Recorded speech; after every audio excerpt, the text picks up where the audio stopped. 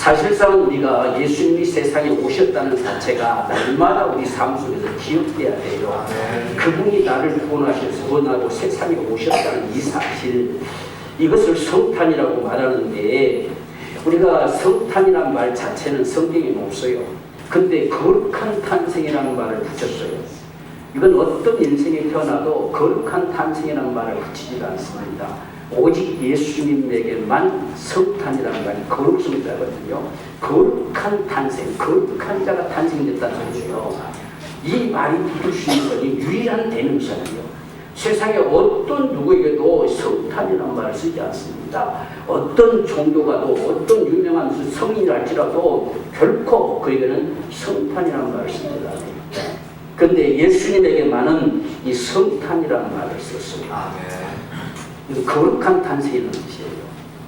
우리가 성탄하니까 그게 무슨 말인지 모르고 그냥 받아들이는 경우도 많지만, 거룩한 탄생, 거룩한 자가 탄생됐다. 지금 예수님이 세상에 탄생된 것이 거룩한 탄생이다. 벌써 그 탄생부터가 세상과 구별되어지는 이런 모습들을 가지게 됐지요. 그래서 성탄이다 이렇게 말씀했는데, 이렇게 부를 수밖에 없는 것은 누가 거룩한 자냐 아닌 자냐 누가 알겠어요. 근데 이미 성경에 그렇게 말씀하셨기 때문에 그 말씀하신 자가 드디어 오셨다라고 일컬어서 그리스도와 칭하기도 하고 성탄이라고 칭하는 거예요. 그렇지 않았으면 구별될 수가 없죠. 다 누구든 결혼해가지고 다 태어나고 해서 다 똑같이 태어났는데 누구 보고 성탄이라고 말할 수 있겠어요.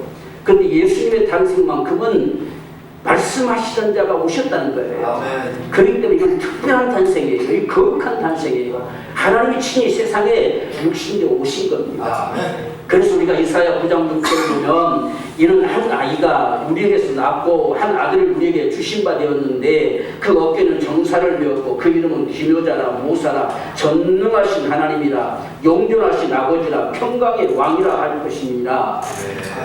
때가 되면 한 아이가 탄생돼요. 한 아들로 탄생이 돼요. 근데 그가 전능자라는 거죠. 전능하신 하나님이에요. 그는 영존하신 아버지고 평강의 왕이 되실 것이다. 이렇게 치겠습니다. 그러니까 결국 한 아기로 오는데 그 아기가 누구 아기로 오신 자가 누구시냐? 하나님이 오신다는 거예요. 그래서 그 오시겠다고 말씀하신 그가 탄생했다라고 하기 때문에 이건 하나의 인간이 새로 어떤 사람이 탄생했다가 아니라 거룩한 자가 탄생했다는 거죠. 그걸 성탄이라고 이렇게 읽었습니다. 그래서 오늘 저와 여러분들이 우리가 이제 성탄절에서 성탄을 지내니까 종교들에서도 각자 자기들 탄생을 다 탄생이라고 탄일이라고 이렇게 칭하잖아요. 그건 우리 생이라고 똑같아요. 여러분 불교에서도 뭐 석가 탄일, 탄이라는 저와 여러분 탄일이는 똑같은 거지 뭐가 다르겠습니까? 이건 하나님 그냥 태어난 거예요. 우리 사람 중에 한 사람이 태어났을 뿐이지 그를 향해서 아무리 세상에 불교가 오래돼서 전파됐어도 그를 성탄이라고 일컫지는 않아요. 왜? 지목한 자가 온 게 아니에요. 말씀하셨던 자가 온 게 아닙니다. 그냥 우리가 똑같이 태어났을 뿐이에요. 그래서 그는 일반 탄생일입니다. 우리처럼 성탄이라고 얼마나 붙이고 싶겠어요. 특별한 구별해가지고. 근데 붙일 수가 없어요. 그건 거룩한 탄생이 아니거든요. 근데 예수님만큼은 말씀하셨고 그 하나님이 말씀하신 그분이 오셨다는 거예요. 그래서 성탄이다 이렇게 일컬어지게 된 것입니다. 또 우리가 말 안 해서도 벌써 다 일컬어진 거예요. 그 세상은 다 성탄절 이렇게 하잖아요. 실제 우리가 주님이 오심을 다시 한번 되새기고 다시 한번 우리 마음속에 새기면서 그 정말 그 성탄의 주님을 우리가 다시 바라보고 그분을 내 안에 정말 무신자로 살아가는 이런 우리의 믿음의 역사가 필요한 것이지 성탄절 자체가 중요한 건 아니에요. 그래서 우리가 이런 사실들을 보면서 이분이 이렇게 누가 오셨길래 성탄이라고 치겠느냐 하는 사실은 하나님이 오셨다. 그런데 하나님이 오셨다는 사실을 뭘로 우리가 알 수 있느냐? 똑같이 다 결혼해서 태어난 게 아니냐라고 말할 수 있는데 성경에는 분명히 성령으로 잉태되어 오셨다고 말씀합니다. 마태복음 1장 18절 말씀으로는 예수를 통해 나심은 이러하니라 그 모친 마리아가 요셉과 정혼하고 동거하기 전에 성령으로 잉태된 것이 나타났더니 예수님의 탄생은 우리와 달라요. 그래서 이 정혼하고 이 동거하기 전에 이 정혼이라는 약혼 양말이거든요. 근데 결혼을 하기 전에 아기가 잉태됐어요. 그래서 지금 이 요셉이 가만히 끊고 없지요. 이 가만히 끊어내려고 가만히 파괴시키겠다는 거예요. 파괴시키려고 하는 이유가 뭐냐면 만약에 요셉이 발세를 하게 되면 이 마리아는 돌에 맞아 죽어야 돼요. 그러나 가만히 끊어서 결혼하지 않는 여자가 만약 아기를 갖다면 창녀로 취급돼요. 그러면 살아남습니다. 그래서 요셉이 가만히 끊고자 했다는 거예요. 우리가 이런 사실을 바라보게 될 때에 이가 그냥 성령으로 잉태됨이 아니라는 사실을 누가 감히 말할 수 있겠느냐는 말이에요. 그의 남편 된 요셉이 이 사실을 보증해 주잖아요. 오죽했으면 사랑하는 아내를 될 사람을 가만히 파괴시키려고 했겠어요. 그래서 죽는데 내놓을 수 없고 분명히 요셉이 생각했어도 이건 이상하잖아요. 이건 도무지 불가능한 상황이 벌어진 거잖아요. 그렇다 한다면 누구인가가 문제가 일어나서 지금 잉태됐을 것인데 이걸 권색적으로 발설해버리면 돌이 맞아 죽습니다. 그래서 죽음을 면하게 하려고 가만히 끊고자 했던 이 요셉, 당신 요셉보다 더 잘 알겠느냐는 거예요. 그래서 이 요셉이 다시 그 마리아를 데려와서 아내로 삼을 수 있었던 것은 하나님이 말씀하셨어요. 하나님이 사자를 보내서 두려워하지 말라. 이 아내 데려오기를 두려워하지 말라는 거예요. 그걸 요셉이 받아들여서 마침내 예수님이 탄생되기까지 결혼했을지라도 동침하지 않았다는 거예요. 건드리지를 않았어요. 왜? 거룩한 자가 오시는데 자기가 감히 그 마리아를 부를 수가 없지요. 그래서 예수님이 나기까지 동침치 아니하더라 했음이 비롯됩니다. 그런 요셉을 능가해서 아니다고 할 자가 누가 있느냐는 거예요. 그래서 성령으로 잉태된 것이 분명한 사실입니다. 우리가 이런 사실이 과연 가능하냐, 사람으로서 가능하냐 라고 말할 수 있지만 그러니까 하나님이 하신 거죠. 사람이 할 것 같았으면 하나님이 했다고 말할 필요가 없지요. 사람으로 할 수 없기 때문에 성령으로 잉태하게 하셨어요. 성령 어떻게 잉태하게 되느냐, 이거 어떻게 가능할 수 있느냐, 영이신 하나님이 마리아의 애기 속에 담겨진 거예요. 그래서 육신되어 나타난 거예요. 이게 성령으로 잉태되어 나타나는 거예요. 우리가 천지창조도 우주과학자들이 어떻게 우연하게 천지창조가 하나님 만들 수 있느냐, 어떻게 그게 가능하냐. 여러분, 만들었다가 더 가능성이 있을까요? 우연히 됐다가 더 가능성이 있을까요? 누가 만들었기에 저 정교하게 만들어졌지, 저게 우연히 만들어진다? 이 우주가 우연히 만들어져가지고 속에는 불이 들어있고 위는 흙으로 덮어있고 이게 뱅글뱅글 돌고 자전거 운전하면서 돌고 태양은 들대로 돌고 있고 오래 행성들이 움직이고 있고 이게 저절로 된다? 누가 그걸 믿을 수 있겠습니까? 근데 세상 사람들은 그걸 믿으려고 해요. 왜? 그거 안 믿으면 하나님을 인정해요. 그게 세상의 억지예요. 이 바보 노릇이에요. 근데 저 방대한 우주는 우연이라는 걸 믿어요. 참 무슨 노릇이지. 이게 다 이 사탄에게 속은 거예요. 그래서 속아서 망하는 거는 하나님이 만들었다고 훨씬 쉽잖아. 그래야 설명이 되지. 세상의 온갖 모든 짐승과 동물들의 종류들, 각 종류대로 어떻게 우연히 탄생됩니까? 그게 진화돼서 우연히 될 수 있겠어요? 이건 불가능한 거예요. 그 당시에 남자, 여자가 어떻게 우연하게 탄생될 수 있습니까? 있을 수 있는 사실. 밥 먹고 나서. 그래서 하나님을 인정하지 않으면 답이 없어요. 하나님을 인정하지 않으면 어리석은 바보가 되는 거예요. 그래서 우리가 하나님을 알지 못한, 하나님이 없다는 자들은 어리석은 자라는 거예요. 우리가 이런 사실들을 바라보면서 우리에겐 참 쉬운 것 같은데 이 쉬운 걸 안 믿으려고 하다 보니까 그런 바보짓을 하는 거예요. 예수님이 성령으로 잉태로 오셨다. 그러니까 하나님이 오신 거지. 우리가 똑같은 사람이 우리가 뭐든지 그를 믿고 산다고 할 수 있겠어요? 그가 무슨 우리 죄를 사할 수 있겠습니까? 그러나 하나님이 오셨기 때문에 우리가 그분을 믿음으로 사는 거죠. 그게 오늘 저와 여러분들의 믿음입니다. 그래서 성령으로 잉태되고 여러분들이 누가 혹시라도 모르면 그렇게 말하십시오. 어떻게 그렇게 가능하냐? 그러니까 하나님 하신 거지. 그렇지 않았으면 나도 안 믿는다는 거예요. 하나님이 하셨기 때문에 그분은 우리의 주님이시다. 하나님이 친 육신적 오신 분이시다. 그래서 그리스도라고 칭한다는 거예요. 이건 예수가 아니고서는 그리스도라고 칭할 수가 없어요. 그리스도라고 하는 반드시 오시리라 말씀하시던 자가 왔다는 이야기예요. 아멘. 세상 어떤 누가 오리라고 말하고 온 자가 있습니까? 아무도 없잖아요. 태어나다 보니까 내가 태어난 거잖아요. 그런데 예수님은 반드시 수천년 전부터 오시리라 하셨어요. 아멘. 오시리라 말씀하신 그분이 그 말씀대로 나타나셨어요. 아멘. 그래서 그분이 오실 수 있는 방법은 사람으로 도무지 있을 수 없기 때문에 성령으로 잉태되어서 탄생한 거예요. 아멘. 그렇게 오신 분이 예수님이세요. 아멘. 그렇게 오실 수밖에 없는 이유가 뭐냐면 우리의 죄 문제를 해결할 자가 세상에 없어요. 세상 흔히들 성인 그러잖아요. 그래서 예수님 거기다 살짝 집어넣어서 4대 성인에서 예수님도 똑같은 성인들이다 이렇게 표현하잖아요. 무슨 놈 성인입니까? 다 죄인이지. 세상에는 성인이 없어요. 예수님만이 성인이시죠. 아멘. 그분만이 거룩한 자예요. 아멘. 거기다 살짝 넣어서 똑같다 취급하려고 같이 넣고 예수님 안 넣으면 이상하지. 예수님 넣고 4대 성인이 하는 거예요. 이게 다 세상의 속임수란 사실은 적어도 알아야 돼요. 우리는 그 앞에 성인이 누가 있느냐 다 큰 놈들이지. 성인은 예수밖에 없다는 거예요. 아멘. 이걸 우리가 분명하게 알아야죠.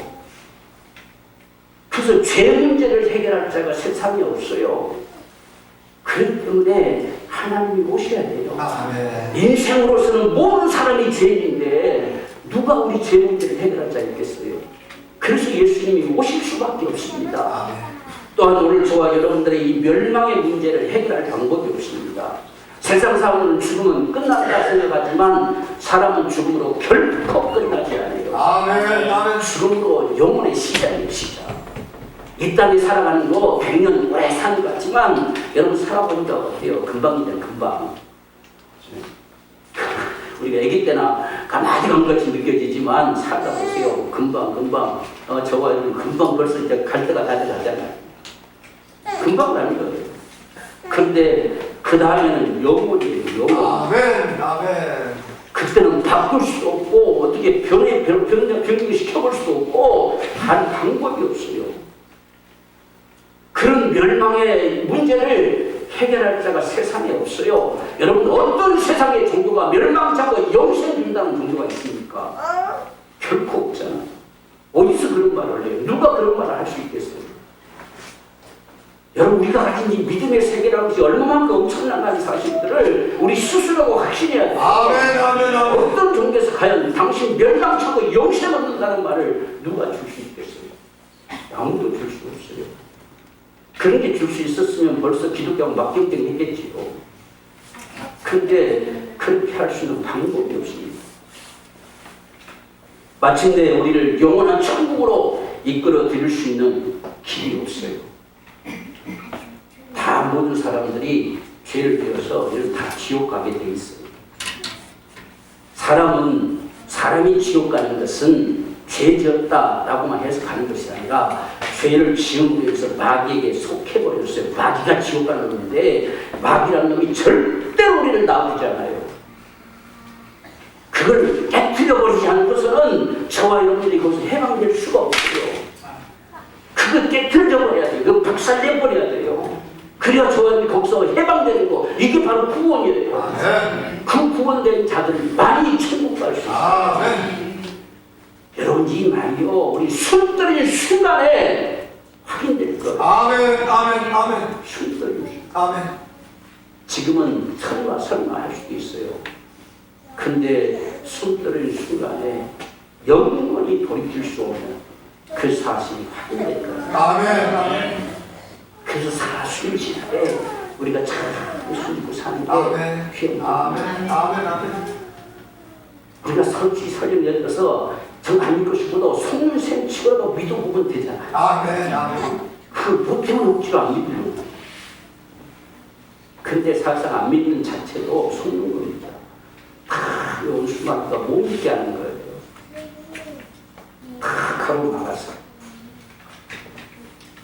그래서 예수님이 이같이 성령으로 잉태되어 오실 수밖에 없고 하나님께서 세상에 육신에 오시는 방법이 애기 집속에 들어가서 나와야 되기 때문에 그래야 육신대가 당할 수 있기 때문에 마리아의 몸을 빌렸던 것입니다. 그래서 마리아를 오늘날 천주교에서 성모라고 하는데 성모가 있으니까 마리아도 똑같은 죄인일 뿐입니다. 그도 예수가 없이는 멸망할 수밖에 없는 죄인이에요. 그래서 예수님이 죽는 그 앞에서도 마리아는 그냥 소리 없이 울 수밖에 없어요. 그가 소리쳐서 예수님을 구명운동을 벌이려다 나서면 다 망하잖아요. 다 자기도 방황하고. 그래서 예수님이 십자가 천천히 죽는데 말 한마디 못해요. 왜? 그가 죽어야 자기도 사는 죄인이에요. 우리가 이 지구상에 예수 믿지 않아서 구원된 자는 한 사람도 없어요.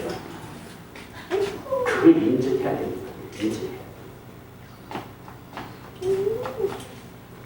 그래서 오늘 저와 여러분들이 바로 이같이 하나님께서 친히 육신적 세상에 임하신 것은 우리를 구원하려 하십니다. 아멘. 우리가 구원이라고 하는 것은 죄에서도 저주에서도 멸망의 형벌에서도 구원하는 걸 구원이라고 합니다. 구원. 오늘 말씀도 너희를 위해 구주가 나셨다 이렇게 말씀하죠. 이 구주가 나셨다는 소식이 큰 기쁨의 좋은 소식이라는 겁니다. 이것을 마태복음 1장 21절에서는 아들을 낳으리니 이름을 예수라 하라. 이는 그가 자기 백성을 저희 죄에서 구원할 자이시니라 하니라. 예수님은 이름까지도 지목해서 지어서 나왔어요. 이름을 예수라다. 하나님이 예수라고 하는 거예요. 우리가 구약에서는 여호와라고 칭하잖아요. 여호와를 하나님의 이름이다 이렇게 말하지만 사실상은 하나님의 표고다 그랬어요. 표고란 말이 뭐냐면 하나님을 누구라고 칭해야 되겠는데 부를 수 있는 이름이 없어요. 그래서 인생들로 하여금 하나님을 부를 수 있도록 우리에게 주신 이름이 여호와예요. 근데 여호와라는 말 뜻은 스스로 계신 자라는 뜻이잖아요. 그러니까 스스로 계신 자, 도대체 스스로 계신 자가 누구냐고요. 그래서 구약에서는 우리가 말씀을 대하면서 도대체 스스로 계신 자가 어떤 분이시길래 이렇게 하라, 이걸 하지 말라 이렇게 하시면서 때로는 무섭게 다가오시고 이렇게 하시느냐, 또 한편은 죄를 치료하시며 다가오시느냐, 그분 누구시냐라고 하는 거예요. 그래서 그분 앞에 서면 설수록 인생들은 다 죄인 것밖에 골칫할 수밖에 없어요. 아무도 그분 앞에 나설 수가 없습니다.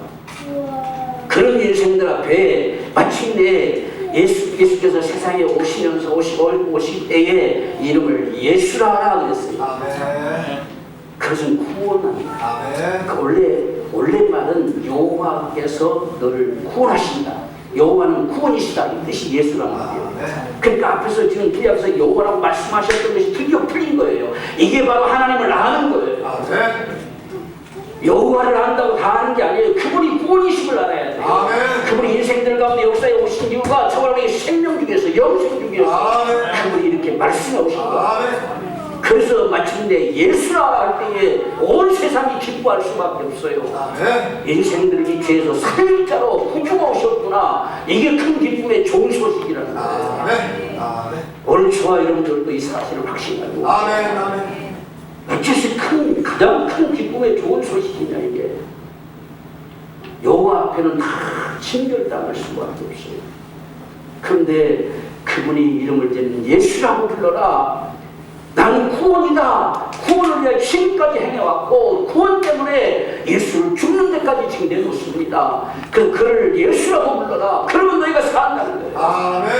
이게 인생들에게 최대의 복음이죠. 그래서 이름을 예수라 하라 이렇게 한 겁니다. 여러분 우리가 하나님의 심정에 보면 이게 다 있잖아요. 이름을 예수라 명하신 하나님의 심정이 뭐냐는 거죠. 이름을 여호와라고 말씀하신 그분의 심정이 있구나. 이게 다 발표되어 있잖아요. 그걸 우리가 참 밝히 우리 마음속에 분명하게 품기를 원합니다. 그래서 예수님께서 이같이 하나님이 친히 육신적 세상에 오신 것은 우리의 죄를 담당하시고 친히 피를 쏟아내게 가능한 육신에 오신 거예요. 그분이 어째서 육신이라 오셔야만 했느냐는 것은 피를 쏟아내고 죽어야 되기 때문에, 그러니까 하나님이 흘릴 쏟아낼 피를 가지고 오신 것이 육신에 오신 거예요. 그래서 반드시 예수님은 육체로 오심을 시인해야 돼요. 하나님 오셨다는 뜻이죠. 세상의 인생들이 아무리 죽어도 우리 한 사람 구원 못해요. 전 인류가 나 때문에 죽어도 나는 구원받을 수 없어요. 그래서 하나님이 세상에 피를 흘리시는 제사함이 없는데 그 피를 쏟아내려고 그 거룩한 피를 쏟아서 인생들의 죄를 사시려고 바로 피를 가지고 임하신 것이 육신령입니다. 그래서 그 몸뚱아리가 찢겨지고 피가 쏟아지는 거예요. 그렇지 않았으면 누가 감히 하나님 아들의 몸에다가 손을 댑니까? 그분이 허용하시는 것이 이 그 피를 쏟아내려고 그분이 육신에 오셨기 때문에. 그래서 오늘 저와 여러분들이 또한 모두 우리의 질고를 지고 채찍에 맞으셔서 매맞기에 가능한 육신에 오셨어요. 우리가 아무리 우리를 정말 질고해서 건져주시려고 고쳐주시려고 할지라도 채찍에 맞음으로 말려와서 마음이 주어지게 됐어요. 그런데 그 맞을 육체가 없으면 뭘로 대신할 수 있겠어요? 그래서 매맞기에 가능한 육신을 입고 주님이 세상에 오셨습니다. 더 나아가서는 저주를 잡기에 가능한 육신이 오셨어요. 우리의 모든 저주의 운명이 사라지려면 반드시 그는 나무에 달라 죽어야 돼요. 그래야 저주의 값이 지불돼요. 그러니까 영신자를 나무에 달 수가 있습니까? 나무에 달릴 육체가 필요하죠. 그래서 나무에 달려서 우리 저주를 감당하셔서 우리를 저주에서 선량하시려고 친히 육신에 오셨습니다. 오늘 이 땅에 살아가면서 죄가 다시는 주관할 수 없는 하나님의 자녀된 권세자로 살아가게 하시려고 그 값을 지불하기 위해서 예수님께서 친히 세상에 오신 거예요. 그래서 우리의 저주를 감당하셔서 다시는 우리로 하여금 죄의 몸에 죄에게 종로로 하지 않게 하는 거예요. 그게 우리의 구원의 역사지. 그래서 마침내 영원한 천국에 거하게 하시려고 그분이 그렇게 오신 것입니다. 그래서 예수님이 세상에 이같이 오신 것, 성령으로 잉태되어 오신 것, 하나님이 진 육신의 세상에 오신 것은 저와 여러분들을 죄와 저주와 멸망의 흥벌에서 해방시키려고 합니다. 우리가 구원이라는 말을 반드시 기억합시다. 구원은 죄에서 해방되는 것이고 저주에서 해방되는 것이고 멸망의 흥벌에서 해방되는 것이고 거기서 벗어나야 그 해방되어져야만이 천국에 이를 수 있어요. 그걸 구원이라 합니다. 또한 우리는 성탄이라고 하는 것은 주님이 내 삶의 현장 속에 다가오심을 성탄이라고 볼 수가 있어요.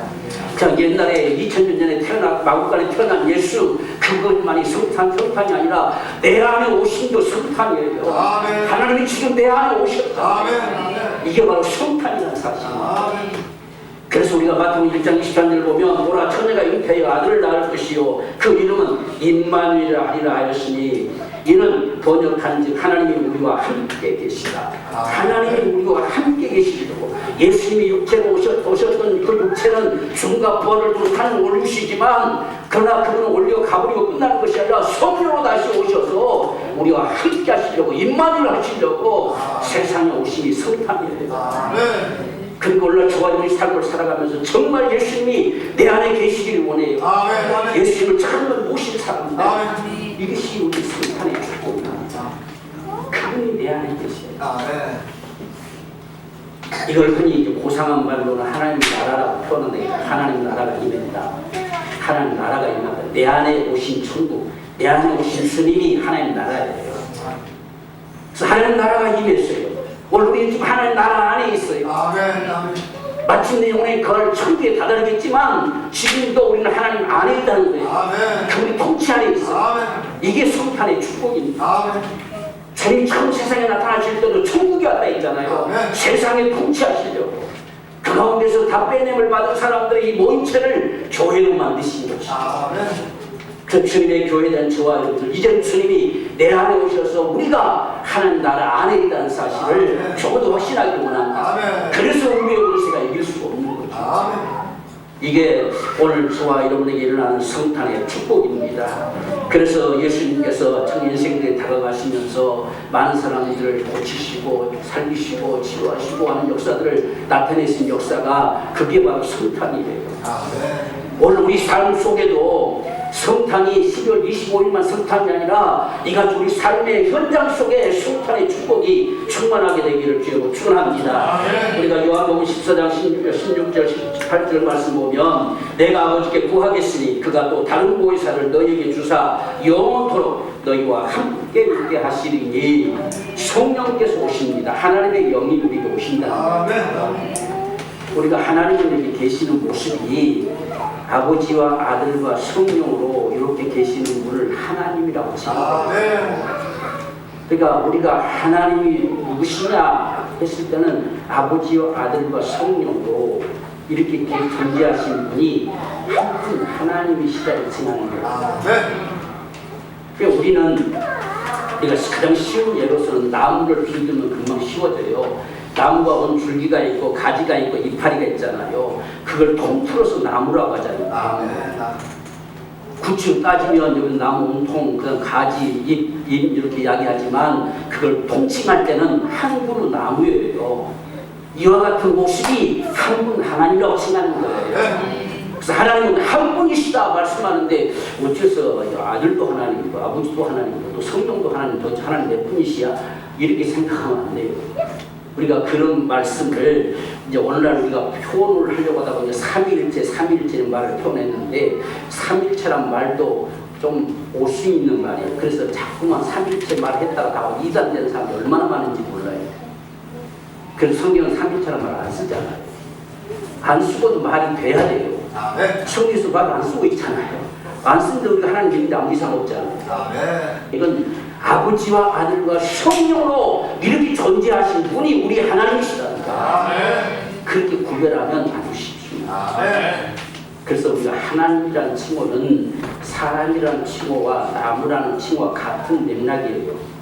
우리가 사람도 남자를 구별할 때 사람이라고 칭하잖아요. 우리가 믿는 하나님도 그분이 존재하신 분이 하나님이세요. 만약에 하나님 가운데 성령이 없다 하면 우리가 믿는 하나님이 아니에요. 그 하나님 속에 예수님이 없다 하면 그것도 우리가 믿는 하나님이 아니에요. 그래서 여호와 증인은 이단이 되는 거예요. 여호와 증인은 예수님은 하나의 선지자에 불과해요. 성령은 하나의 파워에 불과하지 그가 인격적인 하나님이 아니세요. 그래서 똑같이 여호와로 칭하지만 그건 성령이 말하는 하나님이 아니라는 이야기예요. 반드시 성경이 말씀하신 하나님은 아버지와 아들과 성령으로 계셔야 우리 하나님이세요. 그건 우리가 믿는 하나님입니다.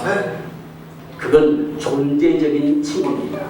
그분은 하나님이시고 우리는 사람이고 저는 나무고 이렇게 칭하는 존재적인 칭호지 그게 그 이름이 아니에요. 그래서 그걸 칭할 때 하나님 그런 거예요. 그래서 지금 분명하게 성령이 오시는데 성령이 오실 때 하나님은 다 각계전투하지 않습니다, 여러분들. 그래서 한 분이라고 생각하는 거예요. 아들이 오셔서 역사하시면 아버지와 성령이 오셔서 역사하시면 아버지와 아들이 반드시 거기 함께 역사하세요. 그러니까 아버지로서 역사하실 때도 반드시 말씀으로 말씀을 창조하셨다. 그 말씀이 누구시냐? 그리스도다 칭하잖아요. 그러니까 아버지와 아들과 성령의 이 하나님의 역사는 누구가 나타나면서 역사하느냐에 따라 다를 뿐이지 함께 역사한다는 거예요. 그래서 예수님도 나를 지금 보는 자는 아버지 보았다 하잖아요. 나타난 것이지 아들로 지금 나타나 있을 뿐이지 아버지도 성령도 그와 함께하는 거예요. 이게 이해되면 성령이 다 쉽게 풀리는 거예요. 그래서 성령이 오시면 너희와 항상 함께한다 말씀하시고 18절에서는 내가 너희를 고아와 같이 버려두지 아니하고 너희에게로 오리라 하는 거예요. 그러니까 성령이 오실 때 내가 거기 온다는 이야기예요. 이 성탄입니다. 그래서 우리 안에 오시는 성탄, 이게 성령께서 내 안에 오시는 것이죠. 우리가 예수를 그대로 믿는 순간에 성령 우리 안에 오시는 겁니다. 내 안에 성탄이 되는 거예요. 이 축복이 오늘 저와의 축복이 되겠습니다. 이 얼마나 참 놀라운 축복입니까? 그 성탄의 축복이라는 사실이 정말 놀랍죠. 그래서 성령이 내 안에 오셔서 우리를 하면 예배하게 하는 것이죠. 우리 하면 기도하게 하시고 정말 믿음의 삶을 살게 하시고 말씀을 깨닫게 하시고 매 순간순간 은혜를 더해 주시고 이렇게 살아갈 수 있도록 역사하시는 분이 성령이세요. 그래서 우리 그 은혜를 살아요. 아멘.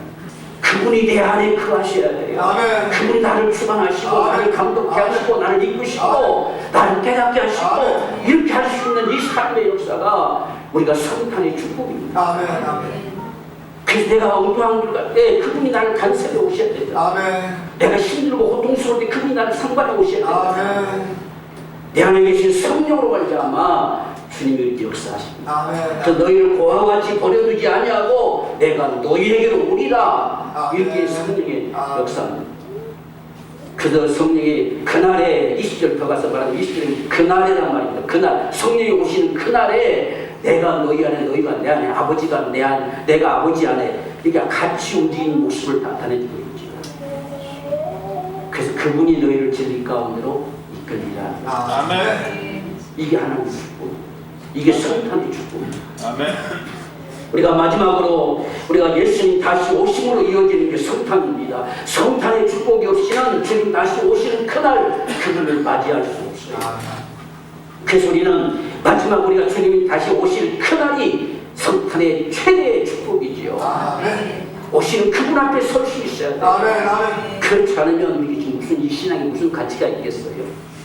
그래서 예수님 우리는 다시 오심을 사모하는 거예요. 아멘. 우리 성탄절을 맞이할 때마다 다시 한번 우리가 주님 다시 오심을 정말 우리 일깨워서 그분을 바라보고 사모할 수 있는 아멘. 이런 우리 신앙이 되길 원합니다. 아멘. 우리가 데살로니가서 4장 16절 말씀 보면 주께서 오룡과 천사장의 소리와 하나님의 나팔로 친히 하늘로 쫓아 강림하시리니 그리스도 안에서 죽은 자들이 먼저 일어나고 반드시 주님이 오신다는 거예요. 아멘. 어디로부터 오느냐? 하늘로부터. 아멘. 이단들은 절대로 하늘로부터 안 옵니다. 그래서 이단들은 이 하늘을 전부 비우로 보지 진짜 저 하늘로 안 봐요. 그게 벌써 구별이 나잖아. 우리는 실제 저 하늘로 봐요. 아멘. 예수님 부활하신 하늘로 옮기셨잖아. 아멘. 아멘. 가시는 동 그대로 오신다 했잖아. 아멘. 그러니까 하늘로서 와야 당연하지.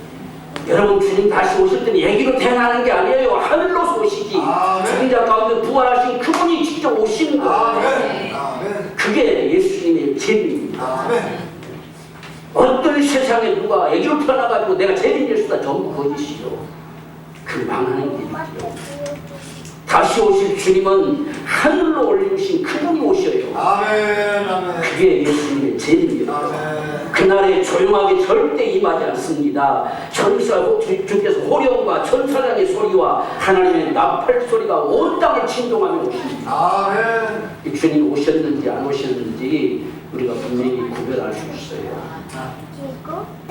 우리는 그날 그 뉴스가 우리에게 구별이 안 해야 돼요. 아멘. 왜? 우리는 그 나팔 소리를 퍼지는 순간에 호령이 변화돼서 부활해서 올라가고 아멘. 아멘. 아멘. 이 날이 실제로 있다는 거예요. 아멘. 직접 우리가 참 우리 성경 노래도 있죠. 낮에나 밤이나 눈을 녹음고 주님 오시기만 고대합니다. 하늘을 쳐다보면 혹시나 주님 오시지 않을까 이런 고백들 우리 성경에 했어요. 우리 부모 세대도 이런 노래 했다는 이야기예요. 참 얼마나 대단한 믿음의 사람입니다. 아멘. 우리는 아직도 멀었어요. 그렇죠? 그런 찬송들을 그 시대에서는 큰 어렵고 힘든 상황 속에서 그 불렀어요. 오늘 우리는 주님의 반드시 주님은요 큰 그분이 인지하시는 역사는 나팔 소리가 울려 퍼집니다. 그래서 우리가 출애굽기 19장 18절 제일 처음 하나님의 나팔 소리가 울려 퍼지는 날이 바로 시내산에서 임하셨는데 제3일 아침에 우리와 번개와 빽빽한 구름이 산 위에 있고 나팔 소리가 심히 크니 진중 모든 백성이 다 크더라 그랬어요. 이런 날이 오는 거예요. 이스라엘 백성들이 갑자기 일어났는데 하늘로부터 우레 같은 소리가 울려 퍼지면서 나팔 소리가 울려 퍼지니까 온 백성들이 떠났다는 이야기예요. 이게 참 인생에 들려지는 하나님의 나팔 소리였어요. 그 다음에는 이제 선자들로 많은 증인들로 말려마 복음이 이제 증거되는 이 복음의 나팔이 부러지게 한 것이죠. 그리고서 마지막 다시 하나님의 나팔 소리가 울려 퍼지는 그날은 세상이 끝나는 날이에요. 아멘. 근데 마지막 나팔 소리는 저와 여러분들뿐만 아니라 세상이 다 듣게 될 거예요. 아멘. 여러분 그날 생각해 보세요. 얼마나 세상이 겁이 나겠어요. 그날이 실제로 우리 앞에 있을 것입니다. 그때가 되면 세상은 끝나는 거예요. 그래서 계시록 11장 18절 말씀 보면 이방들이 분노함에 주의 진노가 임하여 죽은 자를 심판하시고 그 또 종 선자들과 성도들과 또 물론 대수하고 주의 이름을 경외하는 자들에게는 상 주시며 또 땅을 망하게 하는 자들을 멸망시킬 때로소이다 했습니다. 마지막 나팔이 울려 퍼지면 이날이 되는 거예요. 아멘. 우리에게는 참 수고하고 주님을 섬겨 살아온 이 일들에서 우리는 상급을 주시는 상 주시는 날이 복된 날이 되겠지만 세상은 바람가고 분노하고 아무리 그렇게 해도 결국은 멸망시킬 때라는 이야기예요.